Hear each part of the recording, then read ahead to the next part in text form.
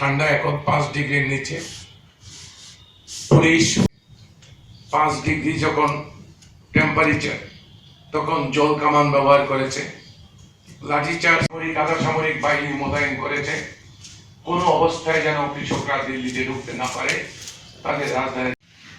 এই আন্দোলনের বিরুদ্ধে আপনারা জানেন যে 12 তারিখ থেকে 12 ডিসেম্বর থেকে এই আন্দোলনকে আরো তীব্র করবার জন্য সিদ্ধান্ত। রাজনৈতিক চাপের কাছে ওরা পালিয়ে যাবে, সরে যাবে, এতে মরতে হবে, মরবে। ইতিমধ্যেই 15 জন কৃষক শীতে 15 তারিখ বোম্বেতে বিরাট কৃষক বিক্ষোভ হবে। সমস্ত কৃষকের দিল্লি আসার সুযোগ নেই। মানিক বাবু এবং জিতেন বাবু এটার সঙ্গে যুক্ত করে কথা বলছেন। যদি থেকে থাকতো আলোচনা বসতেন, যে আলোচনা করেছে সেটা একই বিষয় বারবার এনে তাদের বক্তব্য তারা রাখলেন, কৃষকদের বক্তব্য কৃষকরা রাখলো, নতুন করেও সেখানে বিল আনা যায়।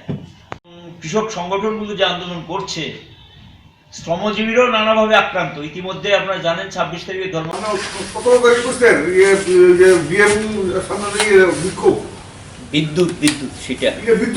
বিদ্যুৎ বিল 2020 প্রত্যাহার করো, এটা 17 তারিখ আমরা বিক্ষোভ করবো। ভারতবর্ষ তাহলে কি এটা গণতন্ত্র রইল না, সংবিধানকে অচল করে দিল? পার্লামেন্টকে দিয়ে পার্লামেন্টকে অস্বীকার করা। আরে পার্লামেন্ট তো যে আমাদের দেশের যে 4টা স্তম্ভ, বিচার ব্যবস্থা তার অন্যতম, তার বাইরে হতে পারে না। এবং এই আইনের একটা ধারা হলো, এই আইনের বিরুদ্ধে কোথাও কেস করা যাবে না। এই যে সকল কন্ট্রাক্ট ফার্মিং বা ইত্যাদি ইত্যাদি বলা আছে, ভালো ভালো কথা, তার বিরুদ্ধে চ্যালেঞ্জ করা যাবে না। এবং তার সাথে আমি যুক্ত করতে চাই যে এই যে বিদ্যুৎ বিল 2020 অ্যামেন্ড যেটা আনছে, কত ভয়ঙ্কর। আমাদের রাজ্যে 6টা বিদ্যুৎ ডিভিশন, 5টা ডিভিশন ইতিমধ্যেই এটা প্রাইভেটের হাতে তুলে দেওয়া হয়েছে।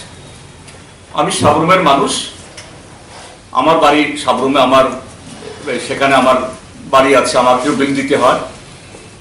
আমি সেদিন গেলাম বাড়িতে, আমি তো বাড়িতে থাকি না, যেহেতু আমি যখন সাবরুমে যাই তখনই একমাত্র দরজা খুলে ঢুকে আবার আসলে পরে দরজা বন্ধ করে দিয়ে আসি, মেন সুইচ অফ করে দিয়ে আসি।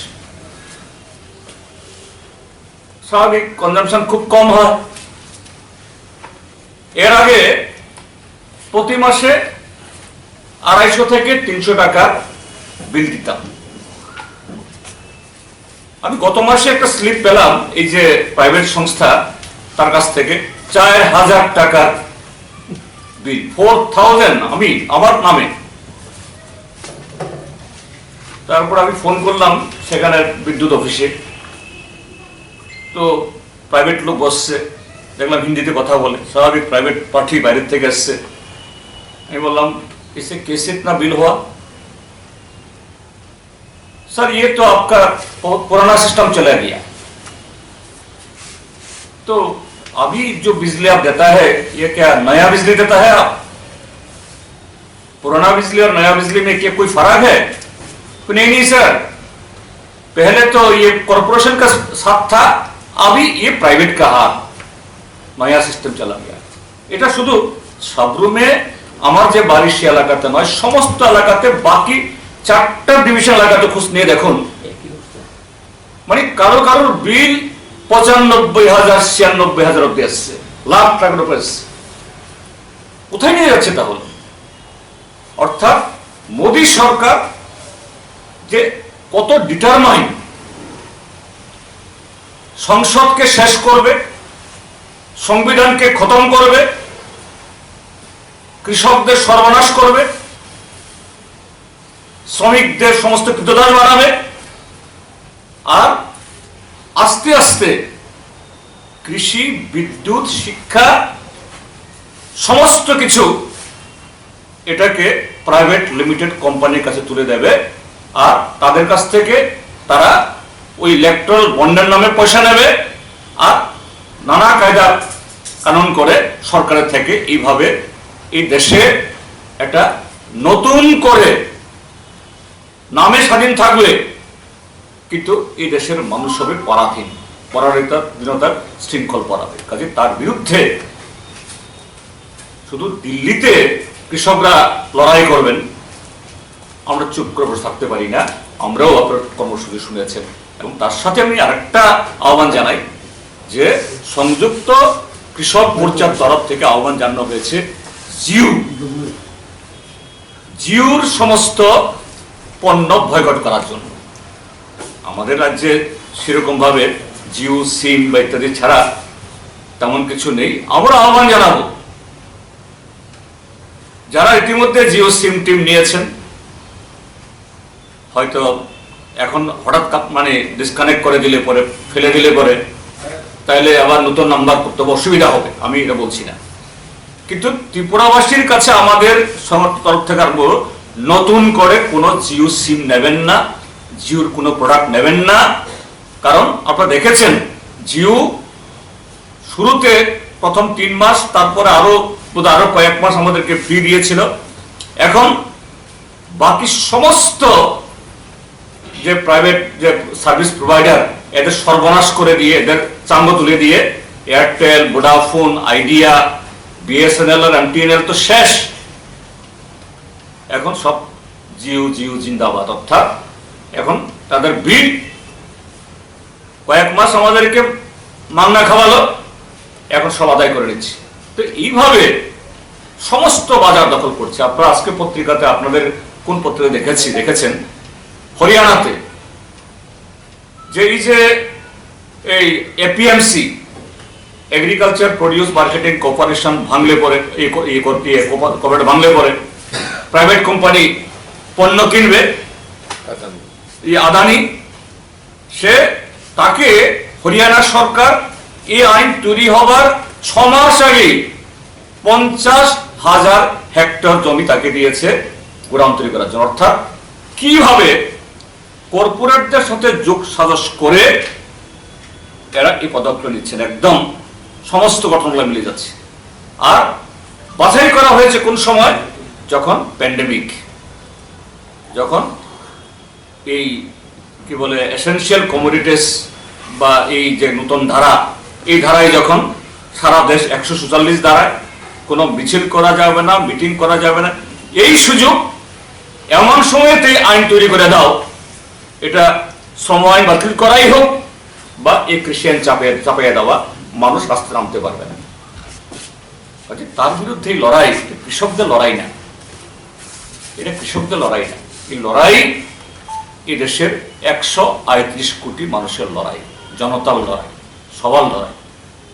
আপনাদেরকে আহ্বান জানাবো, শুধু আমরা আহ্বান করেছি বা সংযুক্ত কৃষি মোর্চা আহ্বান করেছে বলে কথা নয়, যে আমরা সবাই বাঁচার জন্য, তার পক্ষে আজকে যে আন্দোলন তৈরি হয়েছে, এটাকে জনতার আন্দোলনে পরিণত করার জন্য মিডিয়ার কাছ থেকেও আমরা সেরকম ইতিবাচক এবং বিশ্লেষণমূলক এবং সত্য জিনিস উত্থাপন করব। এই হলো আমাদের বক্তব্য। ধন্যবাদ। এই রাজ্যে 4টি সংগঠন, সারা ভারত কৃষক সভা, গণমুক্তি পরিষদ, খ্যাত মজুর ইউনিয়ন এবং সিআইটিউ সর্বাত্মকভাবে এই আন্দোলনের সমর্থনে জনগণের মধ্যে আমাদের যে প্রচার, আমরা এগুলো সংগঠিত করব। তো এখানে যেটা আমার যুক্ত করার, এটা শুধুমাত্র যে কৃষক বিরোধী এবং কৃষি বিরোধী হিসাবে যে বিলগুলি হয়েছে এবং বিদ্যুৎ বিল আনা হয়েছে, এটা তার মধ্যে সীমাবদ্ধ নেই। এটা তার চেয়েও বেশি এই যে পদক্ষেপ, মোদী সরকারের যে এই উদ্যোগ, এটা আরো ভয়ঙ্কর। সেটা হলো যে তার মধ্য দিয়ে আমাদের ভারতীয় গণতন্ত্র, সংবিধান এবং সাংবিধানিক ব্যবস্থা, সংসদ, তার যে গত 7 দশকে যে অর্জন করেছে বা যে 7 দশকে তার একটা যে এই কি বলে গৌরব তৈরি হয়েছে, তার সাথে এই দেশের মানুষ অভ্যস্ত হয়েছে, যুক্ত হয়েছে, তার পেছনে দীর্ঘ স্বাধীনতা আন্দোলনের অবদান আছে, এটাকেই ধূলিসাৎ করার একটা জঘন্য প্রবণতা। কেন এটা বলছি? এই যে বিল 3টা আসলো সেপ্টেম্বর মাসের 19 তারিখে বিলটা, এই বিল 3টি সংসদে পেশ করা হলো। তার পরদিন লোকসভাতে পাশ হবে, যেহেতু সংখ্যাগরিষ্ঠ বিজেপি একাই, তার শরিক দলরা তো সব সরে গেছে, আকালি দল এনডিএ থেকে সরে গেছে, বাকি যারা তাদেরকে সমর্থন করত, তেলেগু রাষ্ট্র সমিতি, তেলেঙ্গানা রাষ্ট্র সমিতি, বিজু জনতা দল, এআইএডিএমকে, তারাও এর বিরুদ্ধে তারা সোচ্চার হয়েছে। তো ঠিক আছে, লোকসভাতে পাশ হবে, কিন্তু রাজ্যসভাতে কিভাবে পাশ করিয়েছে আপনারা দেখেছেন। আমি এটা পুনরাবৃত্তি করি না, করতে চাই না, সবাই জানেন। কিন্তু যে সংখ্যাগরিষ্ঠতার পাশ হলেও লোকসভাতে এবং রাজ্যসভাতে তো অন্যভাবে পাশ করেছে, এতে গত 7 দশকে পার্লামেন্ট যেভাবে চলতো তার কতগুলো ট্রেডিশন, কনভেনশন সব কিছুকে ধূলিসাৎ করে দেওয়া হয়েছে। যে কোনো বিল, এটা বিদ্যুৎ হোক, কৃষি হোক, প্রতিরক্ষা হোক বা যে কিছু, পার্লামেন্টে কোনো বিলই এমনকি এর চাইতেও কম গুরুত্বপূর্ণ, যেখানে বেশি সংখ্যক লোককে ইনভলভ করে না, পার্লামেন্টের নিয়ম হলো হয় এগুলাকে সিলেক্ট কমিটিতে পাঠানো বা সংশ্লিষ্ট স্ট্যান্ডিং কমিটিতে পাঠানো। আর এই বিল সরকার তৈরি করলো, দিয়ে দিল, মানে এটাকে টেবিল করা হলো, বলছে আজকে মোটামুটি করতে হবে। ভারতবর্ষে এরকম আরো ডজনে ডজনে এরকম বিল পাস হয়েছে, শুধুমাত্র সংসদীয় কমিটির কাছে না, অর্থাৎ joint parliamentary committee, standing committee বা সিলেক্ট কমিটির কাছে না, এমনকি যে অংশের মানুষের জন্য এই বিল তৈরি হয়েছে সেখানে পাবলিক হিয়ারিং করা হয়, রাজ্যগুলোর মতামত নেওয়া হয়। আর কৃষি, আমাদের সংবিধানে কৃষিটা যুগ্ম তালিকাতে 7 শিডিউলের অন্তর্গত, এটা তো মাস্ট। আমাদের দেশের বহু সংবিধান বিশেষজ্ঞরা বলছেন এই আইন পাশ হতে পারে, জবরদস্তি করে হতে পারে, সংখ্যাগরিষ্ঠ হতে পারে, কিন্তু এটা অসাংবিধানিক। সুপ্রিম কোর্টে গেলে পরে এই বিল টিকবেই না, হয়তো যাবে। একটা সংগঠন বিকেইউ, ভারতীয় কিষাণ ইউনিয়ন, তারা তো অলরেডি গেছে। আমি যেটা বলতে চাইছি, এর মধ্য দিয়ে কি ইঙ্গিত দিচ্ছে, কি প্রতিবাদ হচ্ছে? সেদিন নতুন পার্লামেন্ট যখন সারা ভারত এই আজকে ঢুকছে অর্থনৈতিক সংকটে, তখন প্রায় 20,000 কোটি টাকা দিয়ে দিল্লিতে সেখানে সেন্ট্রাল লিস্টটা নতুন পার্লামেন্ট তৈরি করতে হবে, ইত্যাদি ইত্যাদি করতে হবে, সেখানে তিনি পূজা করছেন। বলছেন কি, এটা আত্মনির্ভর ভারতের প্রতীক হবে। কোন সময়? যখন 3 লক্ষাধিক কৃষক, তুমি যেখানে ভূমি পূজা করছো তার 3-4 মাইল দূরে 16 দিন ধরে খোলা আকাশের নিচে এই ডিসেম্বরের শীতে তারা সেখানে করছেন, আর তুমি এদের জন্য একটা কথাও বললে না। তুমি গণতন্ত্রের পূজা করছো, আর তুমি গণতন্ত্রের কথা বলছো, সেখানে এই পার্লামেন্টে যাদের জন্য আইন আনছো, একটা কৃষকের সাথে তুমি কোনো আলোচনা করলে না। এই যে কৃষকদের সাথে যারা আন্দোলনরত কৃষক সংযুক্ত এই কি বলে মোর্চা, এদের প্রতিনিধিদের সাথে এরা জিজ্ঞেস করেছে সরকারকে, এই যে নরেন্দ্র সিং তোমার, পীযূষ গোয়েল, স্বরাষ্ট্র দপ্তরের আরেকজন মন্ত্রী তিনিও বসছেন, আলাদা করে এই অমিত শাহ বসেছেন, তো বলেছেন আপনারা তো কৃষকদের ভালোর জন্য আনলেন। প্রধানমন্ত্রী বিভিন্ন জায়গায় বলে যাচ্ছেন কৃষকদের সাথে কথা বলেন না, কিন্তু কদিন আগে বারাণসীতে গিয়ে নৌবিহার করে সেখানেও বলছেন কৃষকের হিতের জন্য করছেন। তখন তারা বলছেন দয়া করে মন্ত্রী বাহাদুর একটু বলুন, ভারত সরকারের যে সমস্ত পদস্থ অফিসাররা যারা, এই আমলারা যারা এই বিল তৈরি করেছেন, আপনারা দয়া করে একটু বলুন তো কোন কৃষকের সাথে আমরা আলোচনা করেছেন? একটা কৃষকের নাম বলুন, একটা কৃষক সংগঠনের নাম বলুন। মন্ত্রীরা বলতে পারছে না। এবং এই যে একটা আইন, এই আইনের তো বহু ধারা আছে, সব ধারা তো ব্যাখ্যা করার সুযোগ নেই এখানে। আপনারা নিশ্চয়ই এগুলো বিভিন্নভাবে স্টাডি করছেন। তার একটা ধারা যে কত ভয়ঙ্কর, কি বলা আছে, এই আইনের বিরুদ্ধে কোন কোর্টে কেস করা যাবে না। এটা একগুঁইমিপনা এবং অমানবিক মুখটা আবার সামনে আসছে। মানুষের প্রতি যদি সামান্যতম একটু দরদ থাকতো, এমনটা করতে পারে না। শুনছিলেন যে দুর্ঘটনা, অসুস্থতা ইত্যাদি নিয়ে 15 জনের মতো মারা গেছেন।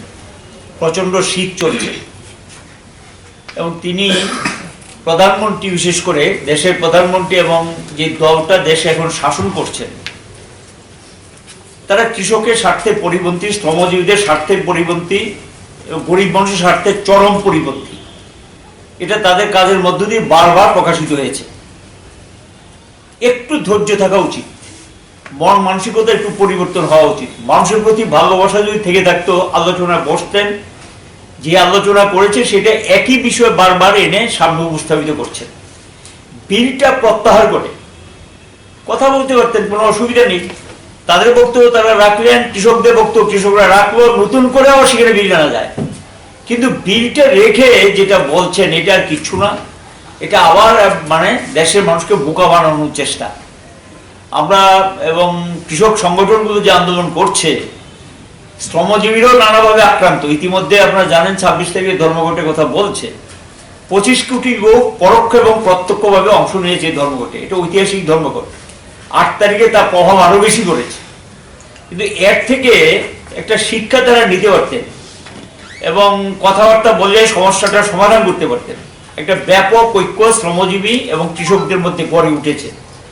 এটা মূল কারণ হলো আক্রমণকারী দেশের শাসক গোষ্ঠী, আক্রান্ত দেশের আপামর নিপীড়িত জনসাধারণ, তারা তাদের জীবন রক্ষা করার জন্য, তার জীবিকা রক্ষা করার জন্য, বেঁচে থাকার জন্য এককাট্টা হতে বাধ্য করেছেন। তাদের আক্রমণই এই ঐক্যটা গড়ে উঠেছে, এই আক্রমণের হাত থেকে বাঁচার জন্য। এটার মধ্য দিয়ে যদি ভেবে থাকেন যে কিছু নানা ধরনের কথাবার্তা বলে, এবং তো কথায় কথায় বললে মানে সরকারের বিরোধিতা করলেই এটা নাকি দেশদ্রোহী, দেশ বিরোধী ইত্যাদি শব্দগুলো ব্যবহার করেন। তাদের মধ্যে যদি দেশপ্রেম, দেশাত্মবোধ বলতে কোনো শব্দ থাকতো, সামান্যতম মানুষের প্রতি যদি ভালোবাসা থাকতো, এমনটা করতে পারে না। কাজেই প্রকৃত দেশপ্রেমিকরা দেশাত্মবোধ নিয়ে এই লড়াইতে নেমেছে দেশকে রক্ষা করার জন্য। এই সংগ্রামে সকল অংশের মানুষের উপস্থিতি আমরা চাই এবং এই আন্দোলন চলবে। আমরা চাইছি যে সরকার এখনো পরিস্থিতির গভীরতা বুঝে আলোচনায় বসুক, সমস্যার সমাধানে এগিয়ে আসুক। এবং এর সঙ্গে কিছু কর্মসূচি বলেছে, এই কর্মসূচিগুলিতে আমাদের রাজ্য আমরা পালন করব। এটার সঙ্গে শুধু আরেকটা বিষয় আমরা যুক্ত করতে চাই, যেটা কৃষকরাও আন্দোলন করছেন, অন্যান্য অংশের মানুষ আন্দোলন করছেন। বিদ্যুৎ আইন বিল, যেটা বিদ্যুৎ বিল 2020, যে এটা মারাত্মক জনবিরোধী আইন এবং এটা কি ভয়ঙ্কর রূপ নেবে এটা এখন মানুষ বুঝতে পারছেন। আইন যদি কার্যকরী হয়, সাধারণ মানুষ মারাত্মকভাবে ক্ষতিগ্রস্ত হবে। বিদ্যুৎ থাকবে কিন্তু বিদ্যুৎ ব্যবহার করতে পারবেন না। এবং সেখানে গিয়ে বড় লোকদের পাইয়ে দেওয়ার জন্য, তাদের সুযোগ সুবিধা করে দেওয়ার জন্য এই বিদ্যুৎ বিল 2020টা নিয়ে আসছে। এবং এর বিরোধিতা ইতিমধ্যে বিভিন্ন শ্রমিক সংগঠনগুলো করেছেন, ইঞ্জিনিয়ারদের সংগঠনগুলো করেছে, এবং কৃষক সভাও কৃষি রক্ষার স্বার্থে তার এই বিলের প্রত্যাহার চেয়েছেন। আমরা আমাদের রাজ্যে এই বিলের প্রত্যাহারকে সামনে এনে আমরা 17 তারিখ কোথাও কোথাও বিক্ষোভ মিছিল ইত্যাদি আমরা সংগঠিত করব। এটা আলাদা করে কয়েকটা সংগঠন মিলে সেটা আমরা করার চেষ্টা করব। একটা বিষয় যেটা যদিও এটার সঙ্গে প্রাসঙ্গিক না, কিন্তু বলতে আমরা বাধ্য হচ্ছি, আপনারা দেখেছেন এখানে 10,323 শিক্ষক শিক্ষিকারা যারা, তারা বারবার সরকারের দেওয়া প্রতিশ্রুতি, বর্তমান সরকারের দেওয়া যে প্রতিশ্রুতিগুলো রক্ষা করেনি, এবং বলেছে যে তাদের একটা নির্বাচনের প্রতিশ্রুতিও ছিল, এদের একটা কাজের ব্যবস্থা করবেন, এদেরকে যে কাজের সঙ্গে যুক্ত ছিলেন কোনো না কোনো কাজের সঙ্গে যুক্ত করে তাদের ব্যবস্থা করবেন। সেই প্রতিশ্রুতি রক্ষা করেনি। এরা ছাঁটাই হয়ে গেছেন, কর্মচ্যুতি ঘটিয়েছেন, এবং সেখানে গিয়ে মুখ্যমন্ত্রী বললেন যে 2 মাসের মধ্যে সমস্যার সমাধান করে দেবেন, তিনি তাও রক্ষা করলেন না। এখন তারা বাধ্য হয়ে গত 6 দিন, মানে আজকে সহ 6 দিন সেখানে তারা অবস্থান করছেন, তাদের ছেলে মেয়ে মহিলারও সেখানে এই শীতের মধ্যে এটা করছেন। এখানেও লক্ষ্য করা যাচ্ছে যে এই রাজ্য সরকারের একটা অমানবিক দৃষ্টিভঙ্গি সামনে আসছে, এবং এটা তারাই প্রতিশ্রুতি দিয়েছেন তাদের বিকল্প ব্যবস্থা করবেন, তাদের একটা ব্যবস্থা করে দেবেন, বারবার প্রতিশ্রুতি ভঙ্গ করাতে আন্দোলনে নামতে সরকারই তাদেরকে বাধ্য করেছে। সরকার যদি প্রতিশ্রুতি রক্ষা করতেন তাহলে তো নিশ্চয়ই তাদের আন্দোলনে নামতে হতো না। কাজে আমরা আশা করব যে রাজ্য সরকার তাদের সঙ্গে বসে গত 6 দিন যাবত যে আন্দোলনটা চলছে আজকে সহ, এটাও চিন্তা ভাবনা এনে যাতে এদেরকে কাজে বহাল করা যায়, এবং বিশেষ করে আগের সরকারের সময় যে 13,000 অশিক্ষক পদ যেটা তৈরি করে যে দেওয়ার জন্য সমস্ত কিছু প্রস্তুতি হয়েছিল, তাদের কর্মসংস্থানের সুযোগ তৈরি করে দেওয়ার জন্য সমস্ত ব্যবস্থা নেওয়া হয়েছিল, এটা তারা বাতিল করেছেন কিনা তারাই বলতে পারবেন। এটাকে আবার পুনরায় ওই পদ্ধতিতে বা ওই সিস্টেমে তাদেরকে সেই কাজের সঙ্গে অশিক্ষক পদের যে পোস্ট, সেই পোস্টে তাদেরকে নিয়োগ করার জন্য ব্যবস্থা করুক, তাদের সঙ্গে কথা বলুক, আলোচনা করুক, এবং আলোচনা করে একটা স্থায়ী সমাধান করে যাতে সেই আন্দোলনটা প্রত্যাহার হয়, তার জন্য রাজ্য সরকারের কাছে আমরা আমাদের দিক থেকে আবার অনুরোধ করছি। এই সম্পর্কে কোনো কথা বলার, কৃষকদের সঙ্গে আলোচনা করার। যাই হোক, এরকম অবস্থার মধ্যে ওরা কৃষক আন্দোলনকে বদনাম দিচ্ছে, দমন করার চেষ্টা করছে। কৃষকরা ঠিক করেছে এই 500টির উপরে কৃষক সংগঠন, শ্রমিকরা সহযোগিতা করছে, সাহায্য করছে, অংশগ্রহণ করছে যে এই আন্দোলনকে আরো তীব্র করা হবে যতক্ষণ না এই বিলগুলো প্রত্যাহারিত হয়। এতে মরতে হবে, মরবে। ইতিমধ্যে 15 জন কৃষক শীতে এবং হৃদরোগে আক্রান্ত হয়ে আন্দোলনরত অবস্থায় রাস্তাতে মারা গেছেন। তো এই 14 তারিখ, আপনি 14 তারিখে সবাই পারবে না গোটা দেশের মধ্যে, 15 তারিখ বোম্বেতে বিরাট কৃষক বিক্ষোভ হবে, সমস্ত কৃষকের দিল্লি আসার সুযোগ নেই। অনুরূপভাবে 16 তারিখ বাংলায়, পশ্চিম বাংলায় কৃষকদের বিরাট বিক্ষোভ হবে। আমরা ত্রিপুরার যে সিআইটিইউ, সারা ভারত কৃষক সভা, উপজাতি গণমুক্তি পরিষদ, ত্রিপুরা ক্ষেত মজুর ইউনিয়ন, আমরা সিদ্ধান্ত করেছি 14 তারিখ আমাদের রাজ্যে, এখানেও সরকার কেমন, এখানেও গণতান্ত্রিক আন্দোলনের অবস্থা কি, এ সম্পর্কে আপনারা জানেন, বলবার অবকাশ নেই। এর মধ্যে আমাদের টানা অনেকগুলো প্রোগ্রাম কর্মসূচি চলছে। কাজে এরকম অবস্থায় আমরা 14 তারিখ আমাদের রাজ্যের সর্বত্র প্রত্যেক জেলা, মহকুমা, অঞ্চলে আমরা বিক্ষোভ দেখাবো, আমরা জমায়েত করব। আগরতলাতে আমরা মিছিল করব, বিক্ষোভ দেখাবো। আমরা এই 3টি দাবি, কৃষকদের উপরে যে অত্যাচার চলছে এবং তাদেরকে প্রতি সংহতি জানিয়ে আমরা আমাদের বক্তব্য আমরা রাখব। এই হচ্ছে আমাদের কর্মসূচি। আপনাদের মাধ্যমে আপনাদেরকে সহযোগী বন্ধু হিসেবে চাইছি যে আপনারা আমাদেরকে এর প্রচার সর্বত্র নিয়ে যাওয়ার জন্য সহযোগিতা করবেন। এবং আমরা আপনাদের বলতে পারি, এই আন্দোলন ততদিন চলবে যতদিন না মোদী সরকার এই বিলগুলো প্রত্যাহার করে।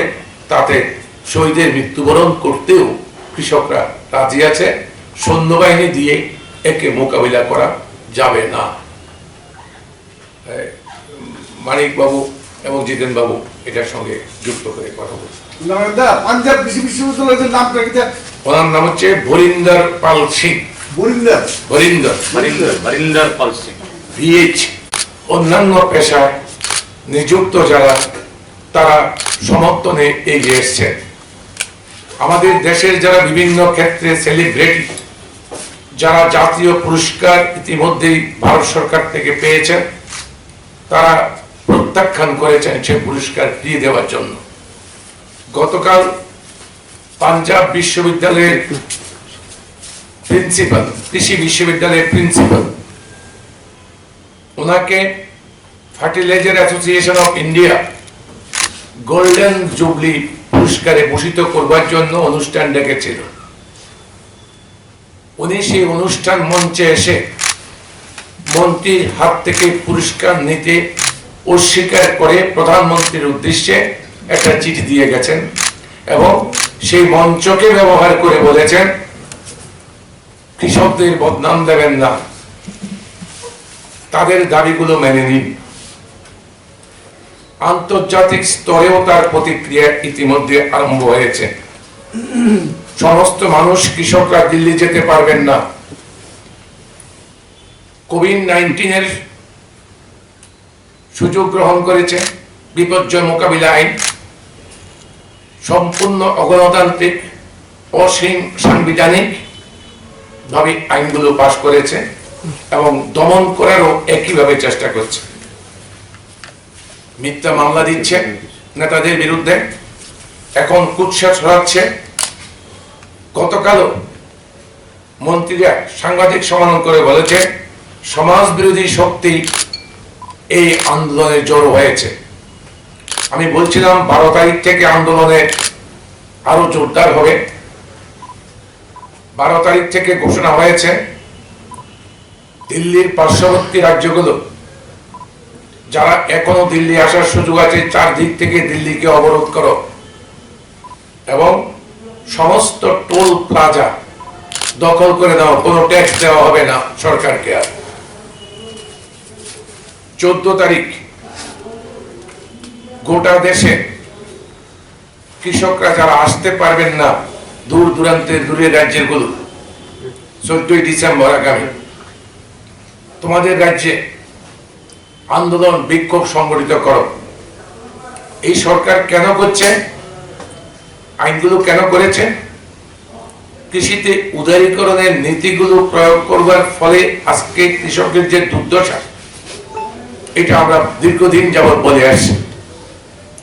এখন নরেন্দ্র মোদী সরকার প্যান্ডেমিকের সুযোগ নিয়ে বিপর্যয় মোকাবিলা আইনকে ব্যবহার করে পার্লামেন্টকে লাইট অফ করে দিয়ে লাইভ টেলিকাস্ট গায়ের জোরে এটা আইনগুলো পাশ করে এখন দমন পীড়ন, এই যে বিপর্যয় মোকাবিলা আইন দিয়ে এটা মোকাবিলা করার চেষ্টা করছে। এবং এরকম একটি অবস্থার মধ্যে 14 তারিখ কৃষকরা সবাই দিল্লি যেতে পারবেন না। যার যার রাজ্যে তারা, বিশেষ করে কর্পোরেটের সাথে, এখানে আমরা উল্লেখ করতে চাই দুটা গ্রুপ, আদানি গ্রুপ এবং আম্বানি গ্রুপ, এই দুটি গ্রুপকে সাহায্য করবার জন্য, কৃষিক্ষেত্র তাদের কাছে বিক্রি করে দেওয়ার জন্য লিজে সমস্ত কৃষকের জমিগুলো নিয়ে নেবে ওরা। এই বিলগুলোর অর্থ তাই। কাজেই এই এদের পণ্য বয়কট করো, জেলা শাসকদের অফিসের সামনে বিক্ষোভ প্রদর্শন করো। 14 তারিখ এই কর্মসূচি আরম্ভ হবে, গোটা দেশে বিক্ষোভ হবে। এই জন্যই ক্রমাগতভাবে এই মোদী সরকার কৃষকদের বিরুদ্ধে বদনাম ছড়াচ্ছে। মোদী সরকারের বিশ্বস্ত কিছু সংবাদ মাধ্যমকে দিয়ে রটনা করা হচ্ছে পেছনে খালিস্তানি বিদেশি শক্তির মদত, যারা সন্ত্রাসবাদী শক্তির বিরুদ্ধে জীবন দিয়ে লড়াই করেছে তাদের বিরুদ্ধে এই বদনাম দিচ্ছে, যেটা খুবই বিপজ্জনক। গণতন্ত্রকে হত্যা করছে সরকার, প্রধানমন্ত্রী নিজে।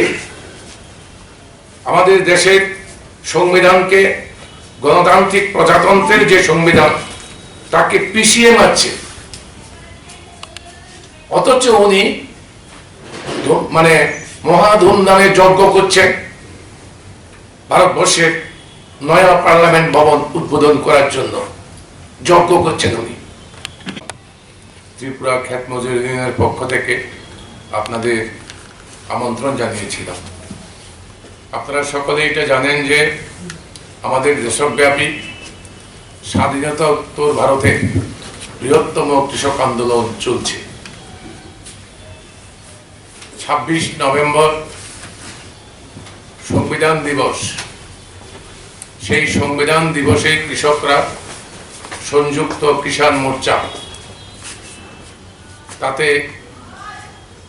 আমাদের 206টি AIKSCC সংযুক্ত কিষাণ সংঘর্ষ কোঅর্ডিনেশন কমিটি এর বাইরেও পাঞ্জাব, হরিয়ানা সহ বিভিন্ন রাজ্যের কৃষক সংগঠনগুলো এগুলো যুক্ত হয়ে প্রায় 5 শতাধিক সংগঠন সংযুক্ত কিষাণ মোর্চার নামে দিল্লি অভিযানের ডাক দিয়েছে। দিল্লি চলো, কিছুই চাই না, তোমরা আইন করেছ সরকার, ভারত সরকার, সে আইন আমাদের মৃত্যু পরোয়ানা, এটা বাতিল করো। 3টা কৃষি আইন, বিদ্যুৎ বিল, এটা আইন হয়নি, প্রত্যাহার করে নাও। আর এগুলো তোমরা প্রত্যাহারের ব্যবস্থা করা যায়। 26 তারিখ থেকে শুরু হয়েছে, আজকে 12 তারিখ, 17 দিন চলছে। কৃষকরা রাস্তাতে, জাতীয় সড়কে, রেলপথে। দিল্লি আপনারা জানেন অবরুদ্ধ 4 দিক থেকে। এরকম সময়তে কেন্দ্রীয় ট্রেড ইউনিয়নগুলো 8 ডিসেম্বর ভারত বন্ধ আহ্বান করেছে, যাতে প্রধানত 4টি শ্রম কোড বাতিল সহ এই 3টি কৃষি আইন এবং বিদ্যুৎ বিল বাতিলেরও দাবি জানিয়েছে। এবং সেই 8ই ডিসেম্বরের ভারত বন্ধ, 8ই ডিসেম্বর ভারত 26 থেকে যে আন্দোলন শুরু হয়েছে, সেই আন্দোলনের পরে 8ই ডিসেম্বর যে ভারত বন্ধ, সেই ভারত বন্ধেও ট্রেড ইউনিয়নগুলো ওরা এই দাবিকে যুক্ত করেছে। এবং 8ই ডিসেম্বরে ভারত বন্ধ স্বাধীনতা উত্তর ভারতে সর্ববৃহৎ ধর্মঘট বলে ধর্মঘটের আহ্বানকারী CITU সাধারণ সম্পাদক ইতিমধ্যে ঘোষণা করেছেন। বিরাট সফলতা গোটা দেশ থেকে পেয়েছে, সাফল্য পেয়েছে, মানুষের সহযোগিতা পেয়েছে। আজকে এই কৃষকরা রাস্তাতে রয়েছে 26 তারিখ থেকে আজকে 12 তারিখ, 17 দিন। উত্তর ভারতে দিল্লির পার্শ্ববর্তী এলাকাগুলোতে প্রবল ঠান্ডা, এখন 5 ডিগ্রির নিচে। পুলিশ, হরিয়ানার পুলিশ, ভারত সরকারের CRPF অবরোধ করে রেখেছে। এবং জানেন আপনারা, গভীর রাত্রে 5 ডিগ্রি যখন টেম্পারেচার, তখন জল কামান ব্যবহার করেছে, লাঠিচার্জ, টিয়ার গ্যাস ইত্যাদি তো আছে, অগণিত সংখ্যায়। এক্ষণে দিল্লি একটা দুর্গে পরিণত করেছে। প্রধানমন্ত্রী তার নয়া দিল্লিকে একটা দুর্গে পরিণত করেছেন। বাড়তি সামরিক, আধা সামরিক বাহিনী মোতায়েন করেছে, কোনো অবস্থায় যেন কৃষকরা দিল্লিতে ঢুকতে না পারে, তাদের রাজধানীতে যেতে না পারে। এবং এই প্রবল ঠান্ডার মধ্যে পড়েছে অমানবিক ব্যবহার, অমানসিক অত্যাচার এবং এখন কুৎসা ছড়াচ্ছে এই আন্দোলনের বিরুদ্ধে। আপনারা জানেন যে ইতিমধ্যেই সংবাদ মাধ্যমে বেরিয়েছে সংযুক্ত কিষাণ মোর্চা কয়েক দফা ভারত সরকারের প্রতিনিধির সঙ্গে আলোচনা করবার পরেও এর কোনো সমাধান সূত্র আসেনি। না আসার পরিপ্রেক্ষিতে 12 তারিখ থেকে 12 ডিসেম্বর থেকে এই আন্দোলনকে আরো তীব্র করবার জন্য সিদ্ধান্ত নিয়েছে। ভারত সরকারের কৌশল ছিল দেরি করো দেরি করো দেরি করো, শীতের মধ্যে এবং আমাদের বদনাম আমাদের অত্যাচারের মধ্যে রাজনৈতিক চাপের কাছে ওরা পালিয়ে যাবে, সরে যাবে। কিন্তু দেশের যারা অবরোধ করেছে কৃষক সমাজ, তাদের বাইরে অগণিত কৃষক নয়, শুধু শ্রমিকরা সক্রিয় সমর্থনে এগিয়ে এসছেন। তারা নয় শুধু